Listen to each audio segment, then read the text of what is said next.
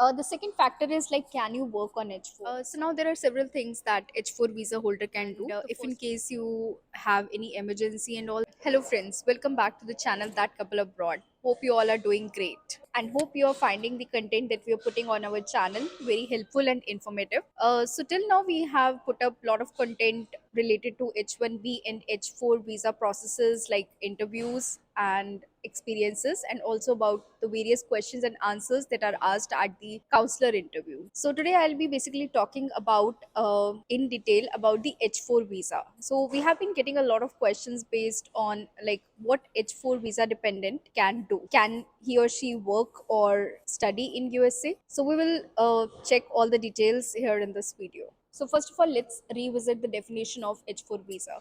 So H4 is basically a dependent visa, which means that you cannot go and independently file an H4 visa similar to how you do H1B, H2 or H3 visas. So H4, as the name suggests, is a dependent of either H1, H2 or H3. Now who can be a dependent? A dependent can be either a spouse or children who are less than 21 years of age. So as I stated earlier that H4 can't be independently filed. So when do you file H4 visa? So basically there is no separate petition filing for H4.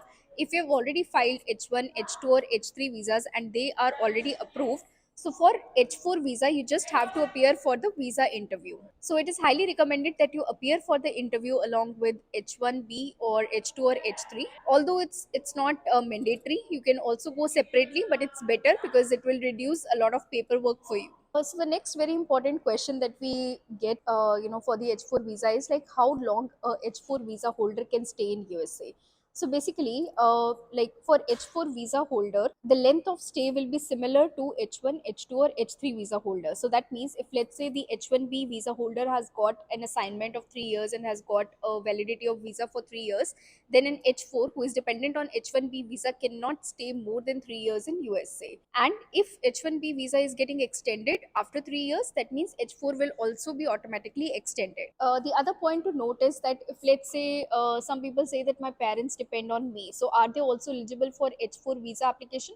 No, that is not true. Only your spouse or children who are unmarried and under the age of 21 years of old are applicable to apply for H4. If your parents wish to, stay with you in USA or they want to travel along with you, then there are other options available such as visitor visa like B1 or B2. So H4 is not for your parents. So H4 visa interview is something similar to that happens for the H1, H2 and H3. Although you do not get any questions related to your employment, but the visa consular officers, they basically are interested in knowing what is your intent, why do you want to travel to USA, and do you also have the intent to come back to your native country. So if you are able to prove that, I think it will be all fine. And if in case you need any help in the question and answers for the interview preparation of H4 visa, then please do visit our video that we have already put up on the H4 visa process and H4 visa questions and answers. The two most important questions or queries basically for the H4 visa applicants is like, can they study on H4 or can they work on H4? So basically, let's go to the aspect of study first. So in case you are the H4 visa holder, that could be the children of H1B applicant or even the spouse. So you are equally eligible to attend any kind of school or college in USA, and even the fees that will be applicable will be in-state fees and not the out-of-state fees. The second factor is like, can you work on H4? So if I say like legally you cannot work on H4 visa unless and until you have EAD. EAD is Employment Authorization Document. So if you need any more details on the EAD process or how to apply for EAD and what all you can perform on EAD, then definitely I would create another video on that. So in case you wish to know more about the EAD process, how to apply for EAD and what all you are eligible to do on EAD, then please do leave a comment in the comment section below and I will definitely put up a content related to that. So one request, like if you do like our content, then please do like and share also, and do subscribe to our channel. This will really motivate us to create such content repetitively. So now there are several things that H4 visa holder can do. First one is that you can apply for driver's license. And I would say like if you know driving, then this is one of the first things that you should do. Basically in some cities, the public transport is not that approachable. And if you talk about cabs, they are very expensive. So if you know driving, you have a driver's license, you can also apply for rental cars. Whenever required, you can go for groceries and do other kind of stuff. But if you're confined to home and you are dependent on cabs, then I think it would be a bit difficult to adjust. The second thing is that you will be eligible for health insurance. So either you can apply through your H1B's employer, or whatsoever is the primary visa holder, that could be H2 or H3. And please note that health insurance is very important here, because the medical expenses are too much. And if in case you have any emergency, and also it's better to have the insurance readily available. So the third important thing is opening a bank account. Now, since H4 visa holder cannot apply for SSN is basically the social security number. So H4 visa holder is ineligible for SSN, so you cannot go ahead and open your bank account independently. But you can have a joint account with your primary applicant, that could be H1 or H2 or H3 applicant. Now, to even open a joint account, you should at least have some document proofs.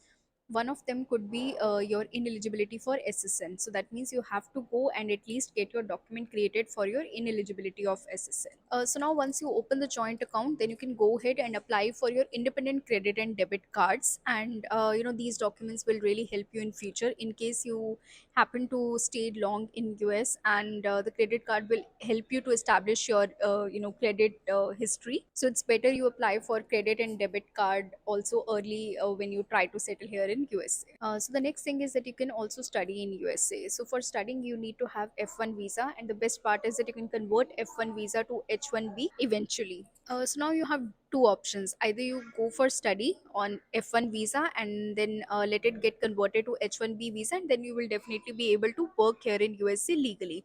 The second option is that you can apply for EAD, but for that also you have to wait, because until your primary applicant is able to apply for a green card, you won't get the EAD document. Once you get your EAD, you are eligible to work here in USA, and also you have to file your taxes. So for filing the taxes, you also need your ITIN number. So if in case like you are traveling to US in a short term on H4 visa, then certainly it will be like a very good break for you. So enjoy and explore different places in USA. You will find it very beautiful.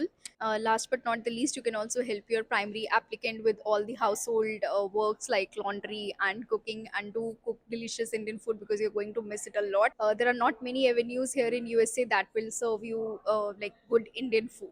And you'll also not get any maids over here, so that means you'll have to manage everything on your own. So that's all for this video. If you do like our content, please do like, share our content, and also subscribe to our channel. For this video, I'm signing off. Thank you.